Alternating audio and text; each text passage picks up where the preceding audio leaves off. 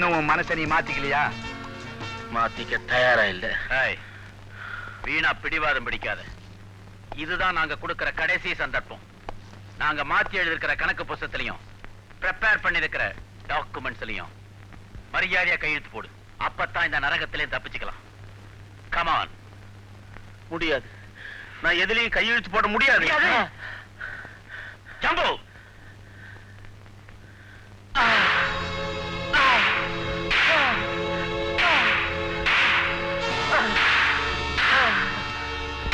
நிறுத்து யோகானந்த். இன்னமும் நீ பிடிவாதம் பிடிச்ச இந்த இடத்திலேயே உன் உயிர் அணுவணுமா போயிடும். நான் இந்த இடத்திலேயே சாக தயாரா இருக்கேன். ஜம்பு கமான். சொல்லு. கையெழுத்து போடு. மரியாதையா இதுல கையெழுத்து போடு. முடியாது. கையெழுத்து போட போறியா இல்லையா? முடியாது. இன்னும் 15 நாள் அவகாசம் கொடுக்கறேன். அதுக்குள்ள உன் மனசை நீ மாத்திக்கல, உன் குடும்பத்தையே அழிச்சிருவோம். ஜாக்கிரதை. வாங்கப்பா. எந்த காரணத்தை கொண்டும் இனிமே அந்த டிரைவர் ராமு உயிரோட இருக்க கூடாது. விபத்துல செத்த மாதிரி மத்தவங்களுக்கு தெரியணும். ஜான், இத நீ செய்வியோ ஆளை வச்சு செய்வியோ காரியம் முடியணும். Okay boss. கடவுளே, என் தங்கமான கணவருக்கு இருக்கிற கெட்ட பேரு சீக்கிரமா தீரணும். அவர் எங்க இருந்தாலும் நல்லபடியா இருக்கணும். அவரோட சேர்ந்து வாழ்ற பாக்கியத்தை மறுபடியும் எனக்கு கொடுக்கணும்.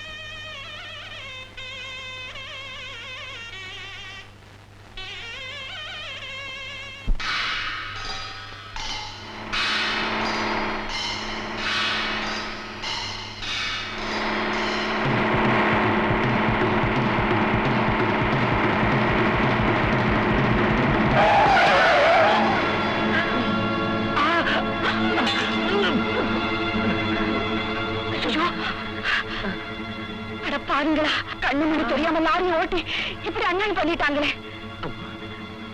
நீங்க யாரையும் குறை சொல்லாதீங்க. இது நான் செஞ்ச பாவத்துக்கு தண்டனை. உண்மையை சொல்லிடுறேன்.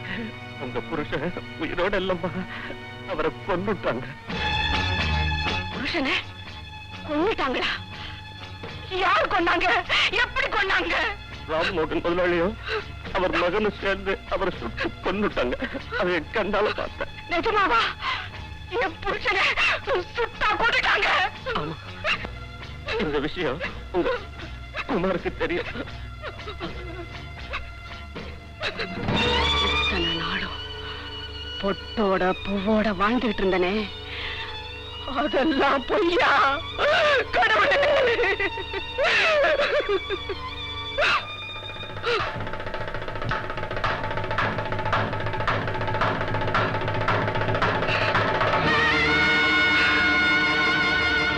சித்தப்பா, அப்பா போய் எவ்வளவு நாளாச்சு, இன்னும் காணுமே? அது ஆபீஸ் விஷயமா வெளியே போயிருக்காரு சொன்னல, சீக்கிரமா வந்துருவாரு. நீங்க தினமும் இப்படி சொல்லியே ஏமாத்துறீங்க. ஏமாத்தலமா? சித்தப்பா, அப்பா நிஜமா வந்துருவார்ல? அவர் வரமாட்டார்.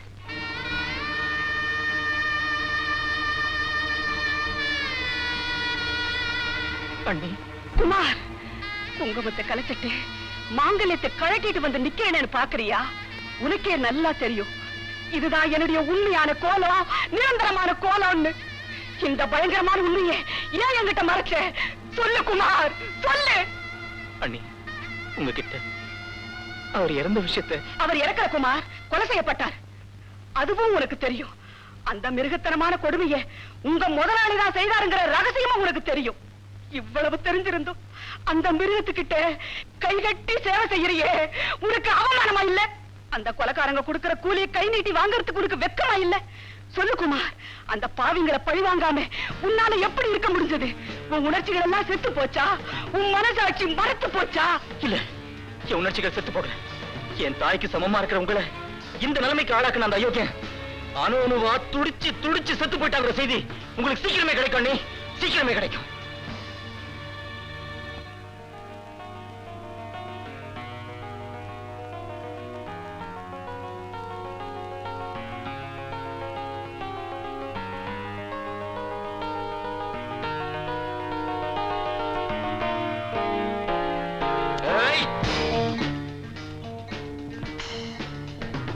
பாவிகளா, சண்டாளர்களா, நாணயமா நேர்மையா உங்களுக்காக உத்தமனா உழைச்ச எங்க அண்ணனை கொன்னு அந்த தூய்மையான உள்ளத்தை நெருப்புல போட்டு சுட்டு பொசுக்கிற மிருகங்களா இப்ப உங்களை சுட்டு பொசுக்கிற தீயா மாறிடுச்சு. கும்மரிட்டு இருந்த எரிமலை வெடிக்க ஆரம்பிச்சிச்சு. உங்களை துடிக்க துடிக்க கொன்னு நீங்க 2 பேரும் கதறி கதறி சாகிறத பார்த்து கொதிச்சிட்டு இருக்க என் மனசுக்கு சாந்தி தேட வந்திருக்கண்டா. இனிமே நீங்க உயிரோடு இருக்க கூடாது.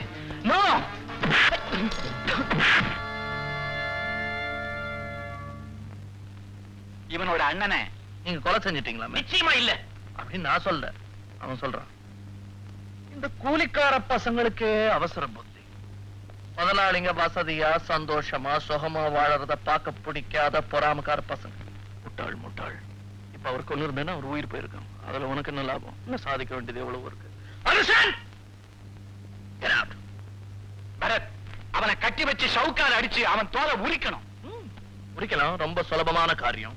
ஆனா இப்ப இந்த ஒரு தொழிலாளி கூட தான் நமக்கு விரோதம் ஏற்பட்டிருக்கு. இவன் மேல கைய வச்சா தொழிலாளர் உலகமே திரண்டு வந்து நம்ம வீட்டு முன்னாடி நிக்கும். அதுக்கப்புறம் ஏர் கண்டிஷனர்ஸ், ரெஃப்ரிஜரேட்டர்ஸ், டெலிவிஷன் செட்ஸ், இந்த பியானோ, சோஃபா செட்ஸ், ஏன் இந்த வீட்டுல இருக்கிற எல்லா ஆடம்பரமான பொருள்களும் துக்கு நூறாக்கப்படும். சுவர்கள் இடிக்கப்படும், மாளிகைகள் நிர்மூலமாக்கப்படும், அதில் நாமும் சேர்ந்து புதைக்கப்படுவோம். இதெல்லாம் நமக்கு தேவையா? குமார், கெட் அவுட்னு சொன்னேன். கேட்டுச்சு. Get out. குறைஞ்சது இந்த ராஸ்கலை டிஸ்மிஸ் பண்ணிருக்கலாம். இம்பாசிபிள். தொழிலாளிங்கிற வார்த்தை ஒரு தனிப்பட்ட மனிதனை குறிக்காது. அது ஒரு பெரிய சமுதாயம். அவங்களுக்குள்ள ஒத்துமை நீடிக்கிற வரைக்கும் சொன்னவர்கள் கூட அசிங்க முடியாது. அதனால இப்ப நடந்ததெல்லாம் கெட்டிக்காரத்தனமா மறந்துடணும். That is imperial diplomacy. உங்களெல்லாம் பார்த்து ரொம்ப நாள் ஆச்சே, பார்த்துட்டு போலான்னு வந்தேன். வந்த இடத்துல ஒரு சின்ன ஸ்கப்பு. வந்தவனை காப்பி இப்படி வேணுமான்னு கூட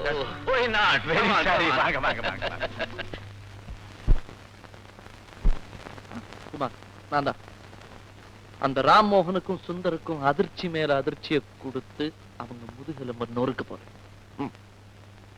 முதல் அதிர்ச்சி டெலிபோன் மூலமா மீனா அவங்களுக்கு கொடுப்பாங்க.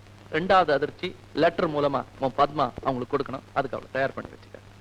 3வது ஒரு ஆளையே கொண்டு வந்து அவங்களுக்கு முன்னாடி நிறுத்தி ஒரு பேர் அதிர்ச்சியை கொடுக்க போறேன். அவங்களுக்கு ரத்தம் தலைக்கு ஏறணும்.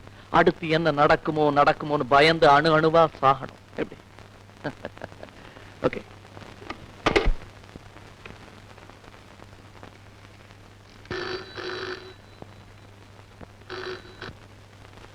எஸ். ஹலோ, யார் பேசுறது? உங்களுக்கு யார் வேணும்? நான் அவசரமா மிஸ்டர் ராம்மோகனோட பேசணும். ராம்மோகன் தான் பேசுறேன். நீங்க யாரு? நான் யாருன்னு உங்களுக்கு தெரிய வேண்டிய அவசியம் இல்ல ராம்மோகன். அம்மா, மரியாதையா பேசுங்க. அதிகாரங்களுக்கும் கொலைகாரங்களுக்கும் நான் மரியாதை கொடுக்க வேண்டிய அவசியம் இல்ல. ஹலோ, என்ன உளர்ற? நான் உளரல. நீங்க மிஸ்டர் நாராயண கொலை செஞ்சது, யோகானந்த மறைச்சு வச்சது எல்லாம் எனக்கு தெரியும். காலம் வரும்போது உங்க சுயரூபம் அமலமா. ஹலோ ஹலோ ஹலோ உங்களுக்கு கொடுக்கிற முதல் அதிர்ச்சி இது. Hello hello.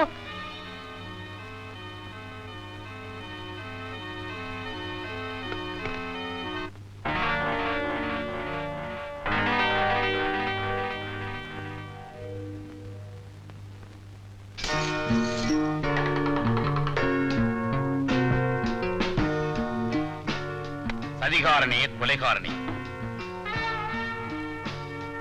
நீயும் அப்பாவும் சேர்ந்து யாரை கொலை செய்தீர்கள், எத்தனை குடும்பங்களை அழித்தீர்கள் என்ற எல்லா விவரமும் என்னிடம் இருக்கிறது. அத்தனையும் கூடிய சீக்கிரம் அம்பலத்துக்கு வரும். இது உனக்கு முதல் எச்சரிக்கை.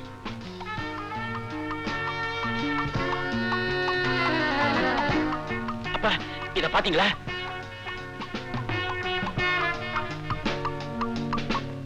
My god. ஆமாப்பா, நம்ம பிளான் எல்லாம் யாருக்கும் தெரிஞ்சிருக்கு. ஒருத்தருக்கு இல்ல, ஒரு கூட்டத்துக்கே தெரிஞ்சிருக்கு. சுந்தர், இனிமே நாம ரொம்ப ஜாக்கிரதையா இருக்கணும். இப்பதான் எனக்கு ஒரு போன் வந்தது. ஒரு பெண் பேசினா. நாராயணன் நாம கொலை செஞ்சது, யோகானந்த ஒளிச்சு வச்சிருக்கிறது எல்லாம் அவளுக்கு தெரிஞ்சிருக்கு. சுந்தர் ஹியர். என்ன பரத்? அப்படியா? ஓகே, இப்பே வரோம். அப்பா, பரத் போன் பண்ணாரு. உங்களை என்னையும் உடனே வர சொல்றாரு. கமான். வாங்க வாங்க, உட்கார். உங்களுக்காக தான் காத்துட்டு இருக்கேன். எங்க 2 பேரையும் அவசரமா கூப்பிட்டதுக்கு காரணம் ஏதாவது ஃபேக்டரி விஷயமா பேசவா? இல்ல, எங்க அப்பாவை பத்தி பேசணும். அவர்தான் இறந்து போயிட்டாரே. எப்படி? விபத்துல. போய் எங்க அப்பா விபத்துல சாகல. ஏன் இப்படி தகச்சு போயிட்டீங்க? சந்தேகப்பட்டேன்னு சொன்னேன். இல்ல பரத், உங்க அப்பா விபத்துல தான் இறந்து போனார். சொல்லுங்கப்பா. நோ, இது ஆக்சிடென்ட் ஆன காரோட பெட்ரோல் டேங்க் கேப்.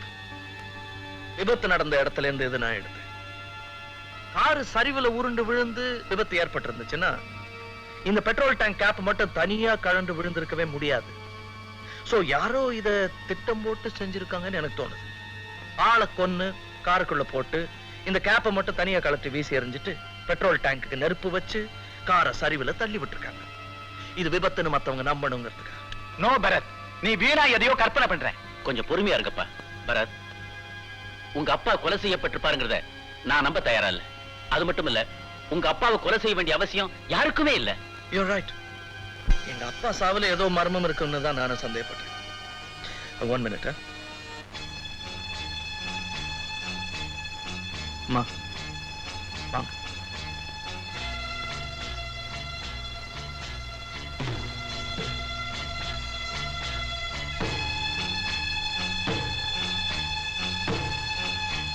ஓடி போன உங்க கணவரை பத்தி உங்களுக்கு எந்த விதமான தகவலும் தெரியாது இல்ல? உண்மை சொல்லு. அவர் எங்கெங்க ஓடி போனாரு?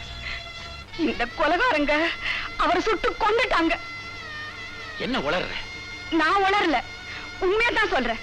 அவர் கொலை செஞ்சுட்டு அவர் ஊரை விட்டு ஓடி போனதா? அவர் மேல பழிய சுமத்தி என்னையே நம்ப வச்சீங்க, இந்த ஊரையே நம்ப வச்சீங்க. முழு போய். பரத், இதெல்லாம் என்ன நாடகம்? நீங்க தான் நாடகம் ஆடுறீங்க, நல்லவங்களை போல நடிக்கிறீங்க. நீங்க செய்த கொடுமைகளுக்கெல்லாம் அனுபவிக்கத்தான் போறீங்க. இவ என்னென்னமோ பேசுறா, நீங்க பாத்துக்கிட்டே இருக்கீங்களே. என்ன அமங்கலியாக்கி என் குழந்தைகளை அனாதைகளாக்கி இப்படி நடுத்தரவுல விட்டுருக்கீங்களே, நீங்க நல்லா இருப்பீங்களா? நிறுத்துங்கம்மா. இதுக்கு மேலே இவங்க மேல பழி சுமத்துறத நான் பார்த்துட்டு இருக்க முடியாது. இவங்களை பாருங்க, இவங்க முகத்தை பாருங்க. இந்த நல்லவங்களையா நயவஞ்சகங்கன்னு சொல்றீங்க? இந்த தங்கமான மனசுள்ளவங்களையா தரக்குறைவா பேசுறீங்க? போதுமா, போதும். பிளீஸ் தயவு செய்து இந்த இடத்தை விட்டு போயிடுங்க. என்னால தாங்க முடியல. பரத், அவ சொன்னதையெல்லாம் நீங்க எங்க நம்பிட்டீங்களோன்னு நாங்க பயந்துட்டோம். Don't be silly. இதெல்லாம் நான் நம்புவேனா? ஊர்ல நீங்க அவங்க புருஷனை கொன்னுட்டதா ஒரு வதந்தி இருக்குது. அது உங்களுக்கும் தெரியணுங்கிறதுக்காக தான் அவங்கள வர சொன்னேன். இந்த வதந்தி இல்ல நம்மள அசைச்சிட முடியுமா? தேங்க்யூ பரத். எங்களுக்கு பக்கபலமா என்னைக்குமே நீங்க தான் இருக்கீங்க. ரொம்ப பயந்துட்டோம். நான் இருக்கும்போது பயம் இருக்கு. அப்ப நாங்க வரோம். Okay okay. முதலாளியை பார்க்கணும், நான் பார்க்க விட மாட்டேன். ஏய், என்ன இங்க கலாட்டா? வணக்கங்க. அதெல்லாம் இருக்கட்டும், என்ன விஷயம்? உங்க கூர்காண்டத்துக்காக தொப்பி அங்க ஒண்ணா வச்சுக்கிட்டா பாருங்க.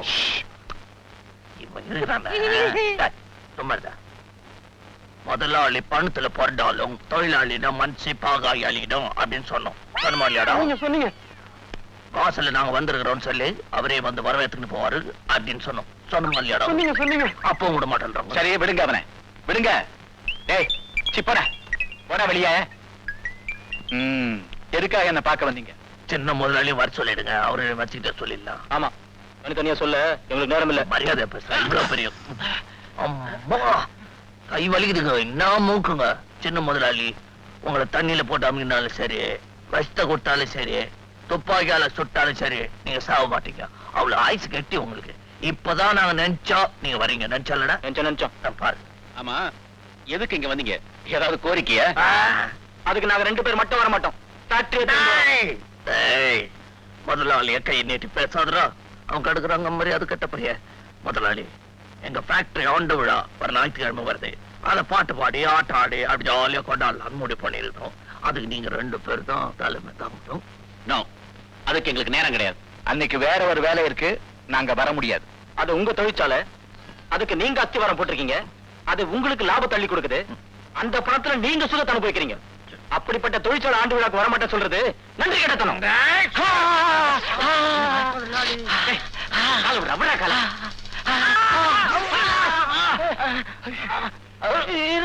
அவர் இங்க வச்சது இங்க வச்சுட்டு எங்க விட்ட அங்க நமக்கு கூலி கொடுக்குற முதலாளிய பார்த்து என்னடா சொன்னே? அது உங்க தொழிற்சாலை, அதுக்கு நீங்க தான் அஸ்திவாரம். ஒரு டைலாக் வேணும். கடைசியில அசிங்கமா சொன்னீங்க. என்ன அது நன்றி கெட்டத்தனம், நாய் குணம். சார் இது அப்ப சொல்ல சார், புதுசா சேட்டா சார். டாய் இன்னொரு வாட்டி இது மாதிரி சொன்ன என்ன நடக்கும் தெரியுமா? சொல்றா பாப்பா, சொல்றா. அது நன்றி கெட்டதனம், நாய் குணம்னு சொல்லிட்டான் சார். சார் கூலிக்காரங்க பசங்க கூட உங்களுக்கு என்ன நான் பாத்துக்கிறேன். ஓகே ஓகே, உங்க ஆண்டு விழாவுக்கு நாங்க வரணும். வீணா ரகலை பண்ணாதீங்க, வர்றோம், போங்க. வணக்கம் சார். வாங்க வாங்க சார்.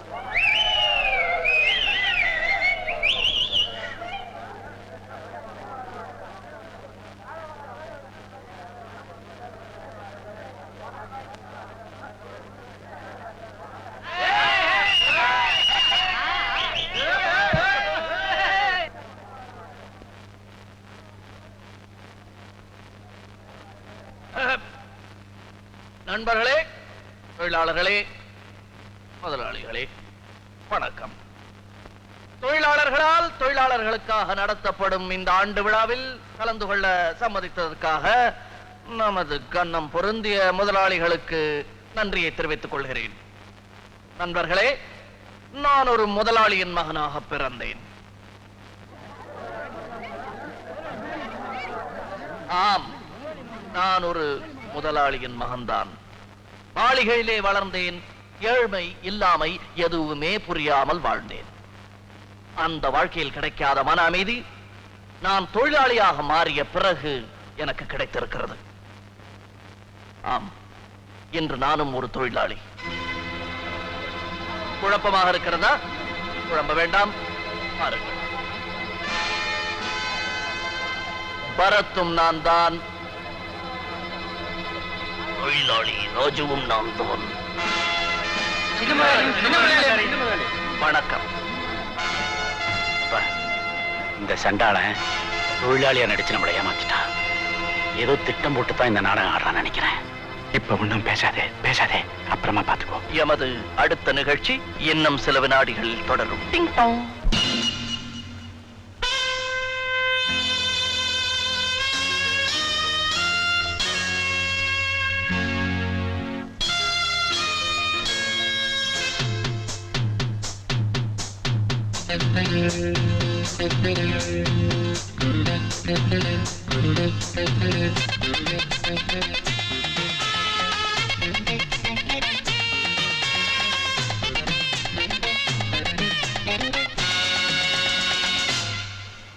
ஒரு நிலவும் மலரும் நடனம் புரியும் கலையரங்கம், இரு விழிகள் எழுதும் கவிதை முழுதும் மந்திரம். ஒரு நிலவும் மலரும் நடனம் புரியும் கலையரங்கம், இரு விழிகள் எழுதும் கவிதை முழுதும் மந்திரம்.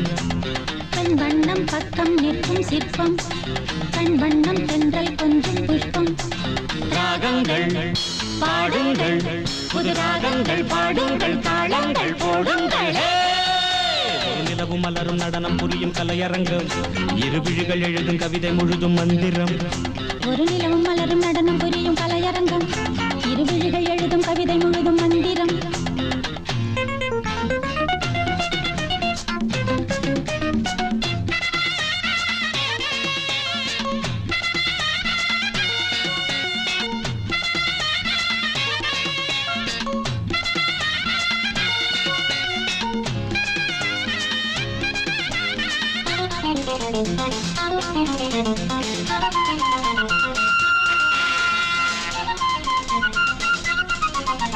படிச்சேனே நான் கூட பாட்டு, இது பாட்டல்ல நான் போடும் வேட்டு.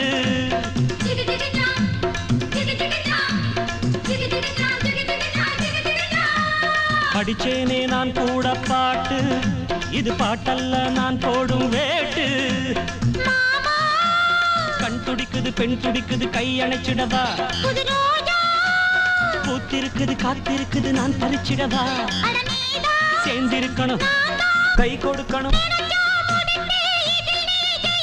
குலுங்க குலுங்க நடக்கும் கொடிய வளைச்சு புடிச்சு பாராட்டுவே. ஒரு நிலவும் மலரும் நடனம் புரியும் கலையரங்கம், இரு விழிகள் எழுதும் கவிதை முழுதும் மந்திரம். ஒரு நிலவும் மலரும் நடனம் புரியும் கலையரங்கம், இரு விழிகள் எழுதும் கவிதை முழுதும் மந்திரம்.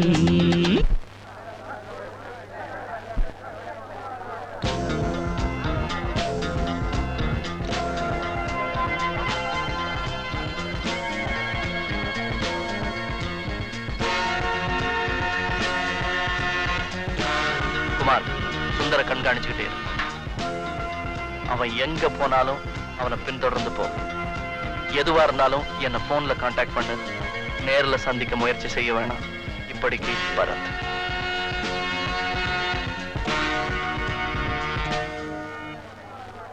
நண்பர்களே, ஒரு முக்கியமான மகிழ்ச்சிகரமான செய்தி. எனது தந்தையும் உங்களது முதலாளிகளில் ஒருவருமான திரு யோகானந்த் அவர்கள் இன்னும் உயிரோடு தான் இருக்கிறார். அவர் இப்பொழுது இங்கே வந்து கொண்டிருக்கிறார். ஆம், அவர் உங்கள் முன் தோன்றி உங்களுக்கு வாழ்த்து சொல்லுவார். வணக்கம். நிகழ்ச்சி மீண்டும் தொடரும். எனக்கு என்னமோ பயமா இருக்கு. எனக்கும் தான் பயமா இருக்கு. யோகானந்த தப்பிக்க வச்சுட்டாங்களா? ஒண்ணும் புரியல. நான் ஒண்ணு செய்யறேன். பங்களாவுக்கு போய் அண்டர் கிரவுண்ட்ல யோகானந்த் இருக்காரான்னு பார்த்துட்டு வரேன். சீக்கிரம் போ, ஜாக்கிரதையா போ. பார்த்துப்பா. மணிக்கம் சார், என்ன ஆனாலும் சரி பரத்தை தீத்து கட்டி ஆகணும். ஆளுங்களா ரெடி தானே? Ready sir. பரத்துவம் பார்வையிலிருந்து விலகவே கூடாது. அவன் செத்தாங்கிற செய்தி தான் எனக்கு வரணும். ஓகே? Okay sir.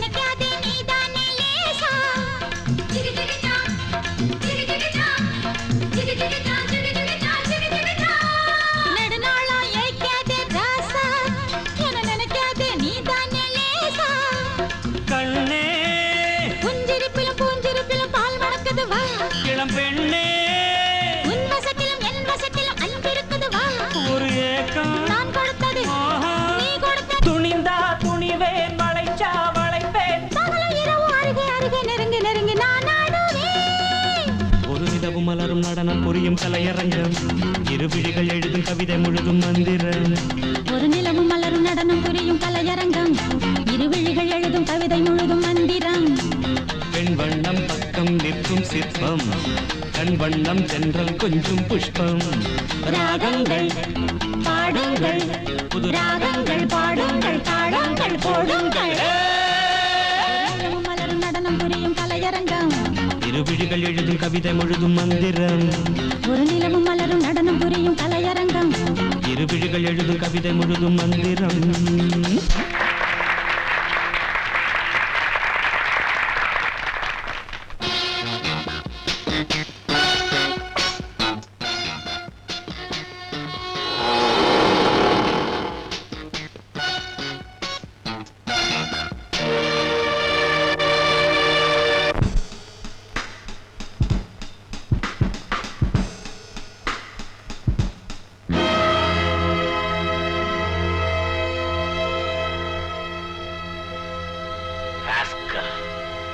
எங்களை எல்லாம் முட்டாளாக்க பார்க்கலாம்.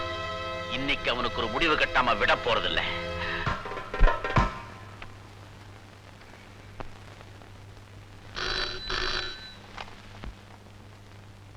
ஹலோ பரத், நான் குமார் பேசுறேன். நீங்க சொன்ன மாதிரியே நான் சுந்தர ஃபாலோ பண்ணி போனேன். நம்பர் 2 ராகவேந்திரா தெருவில் இருக்கிற பங்களாவோட நுழைஞ்சான். இப்ப நான் சொல்றது கவனமா கேளுங்க. அந்த பங்களா ஹால்ல ஒரு மாடிப்படி இருக்கு. அந்த மாடிப்படிக்கு பக்கத்துல ஒரு ஃப்ரேம் போட்ட பெண் குழந்தையோட படம் இருக்கு. அதுக்கு பின்னாடி ஒரு குமிழ் மாதிரி ஒரு கருவி இருக்கு. அந்த கருவியை திருகுனா மாடிப்படி கீழே இருக்கிற கதவு திறக்குது. இதை நான் என் கண்ணால பார்த்தேன். சுந்தர் அது வழியா தான் போனான். அது ஒரு சுரங்க அறையா இருக்கும்னு நான் நினைக்கிறேன். உங்க அப்பாவை அவங்க அங்கதான் ஒளிச்சு வச்சிருக்கணும். நல்ல வேலை பரத், அவன் என்ன கவனிக்கவே இல்லை. நீங்க உடனே அந்த பங்களாக்கு போங்க. அப்ப நீ அங்க வந்து சேர்ந்துருவல்ல? இல்ல பரத், நான் அவசரமா ஒரு காரியத்தை முடிக்கிறதுக்கு போறேன். அது முடிச்சதுக்கு அப்புறம் நானே உங்களை எங்கேயாவது வந்து சந்திக்கிறேன். ஓகே, ஹரி அப். ஜாக்கிரதை பரத். என்ன பத்தி நீ கவலைப்படாது. என்னால எதையும் சமாளிக்க முடியும். சரி மீனா, நீ ஜாக்கிரதையா வீட்டுக்கு போய் சேரு. நான் அப்புறமா வந்து உன்னை சந்திக்கிறேன்.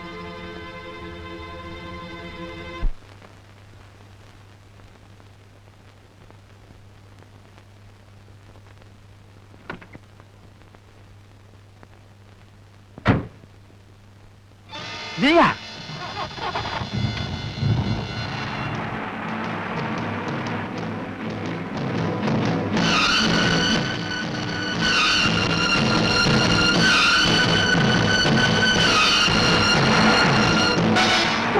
மெல்ல போப்பா, மெல்ல போ.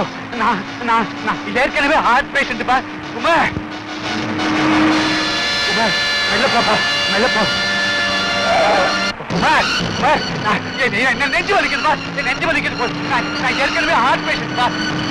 குமார், குமார், குமார், ஐயோ, நான் ஏற்கனவே ஹார்ட் பேஷண்ட் பா. குமார், குமார், குமார், குமார், குமார், குமார், குமார், என்னப்பா இப்படி போட்ட? எப்பப்பா ஆக்குப்படியில பாத்துப்பா. ஒட்டுப்பா.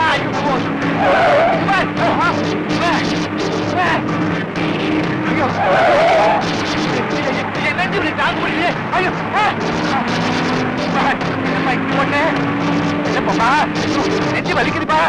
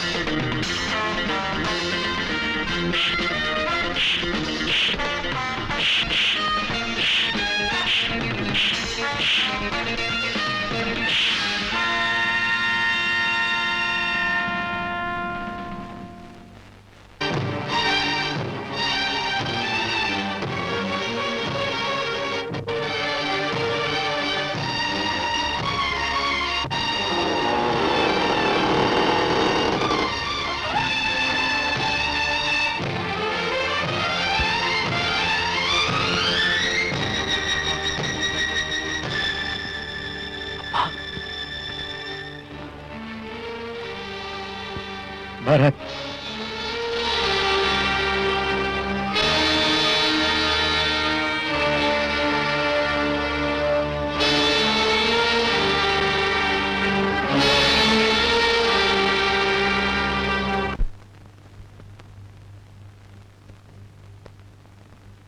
தொழிலாளர் நண்பர்களே, எங்கள் குடும்பத்திற்கு ஏற்பட்டிருந்த சாபம் இன்றோடு விலகி எல்லோருக்குமே ஒரு நல்ல காலம் பிறந்திருக்கிறது. உங்கள் வர்க்கத்தில் இருந்து ஒரு பெண்ணை என் வீட்டு மருமகளாக ஏற்றுக்கொண்டதன் மூலம் நானும் என் குடும்பமும் இன்று முதல் உங்களோடு இணைந்து விட்டோம். இதுவரையில் தனிப்பட்ட முதலாளிகளின் குடும்ப சொத்தாக இருந்த இந்த தொழிற்சாலையை இன்று முதல் தொழிலாளர்களாகிய உங்களுக்கு காணிக்கையாக்குகிறேன். நண்பர்களே, இனி இந்த தொழிற்சாலைக்கு நீங்கள்தான் முதலாளிகள்.